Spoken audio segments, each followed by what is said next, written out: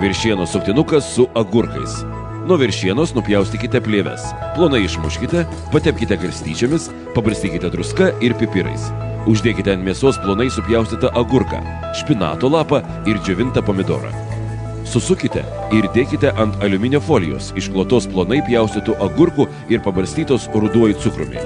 Standžiai susukite ir kepkite 175 laipsnių temperatūroje 13-16 minučių. Putėsiams išplakite kiaušinio baltymą iki standžių putų. Dėkite smulkinto nuspausto agurko, druskos, pilkite citrinos sulčių ir lengvai išmaišykite. Gautą masę sukrėskite į agurko ratuką ir kepkite 150 laipsnių temperatūroje apie 10 minučių. Sūrio padažui ant silpnos ugnies pakaitinkite grietinėlę su sūriu. Dėkite kaparėlių ir pilkite agurkų sulčių.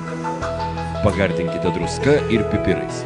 Agurkų padažui ištirpinkite sviestą, pilkite pomidorų sultis, dėkite mažais kubeliais pjaustytą agurką. Dėmesio, įdėkite be žievelės ir sėklų. Pagardinkite citrinų sultimis, druska, pipirais ir baziliku. Agurkų traškučius gaminkite iš plonai pjaustytų agurkų. Iškepkite juos gerai įkaitintose riebaluose.